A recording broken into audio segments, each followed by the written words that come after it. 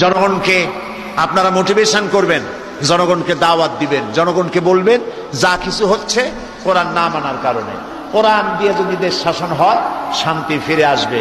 সেই জন্য ধর্মনিরপেক্ষ মতবাদীদেরকে বর্জন করো আর ইসলামী আদর্শবাদীদেরকে গ্রহণ করো, তাহলেই কপাল খুলবে, নইলে কপাল খোলার কোনো রাস্তা নাই।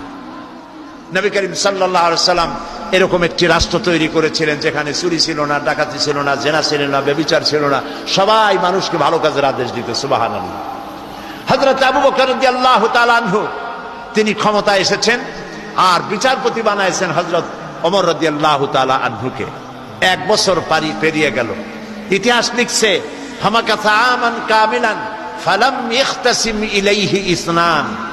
1 বছর পার হয়ে গেল, হযরত ওমরের কোর্টে একটা মামলা নিয়ে কেউ আসলো না। আপনারা চিন্তা করতে পারেন 1 বছরে কোর্টে একটা মামলা দায়ের হয় নাই। হযরত ওমর গিয়ে বললেন মা হাজাতা বি ইনদা কওমিন মুমিনিনা ইয়া খলিফাতা রাসূলিল্লাহ সাল্লাল্লাহু আলাইহি ওয়াসাল্লাম। হে রাসূলের খলিফা আবু বকর রাদিয়াল্লাহু তাআলা আনহু, এখানে আমার মতো বিচারপতির দরকারটা কি? তিনি জিজ্ঞেস করলেন কেন?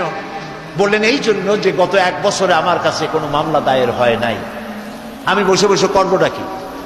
হযরত আবু বকর প্রশ্ন করলেন তোমার কাছে মামলা দায়ের হলো না কেন? এই ব্যাপারে তুমি কি চিন্তা করেছো? হযরত ওমর, আমি চিন্তা একটা করছি, সেই চিন্তা হলো তুমি যেই জাতির জন্য আমাকে বিচারপতি নিয়োগ করেছো, এই জাতির দিন হলো দীনুহুমুন নসিহা, এই জাতির দিন হলো কল্যাণ কামনা করা। যার সাথে যার দেখা হয় পরস্পরের কল্যাণ কামনা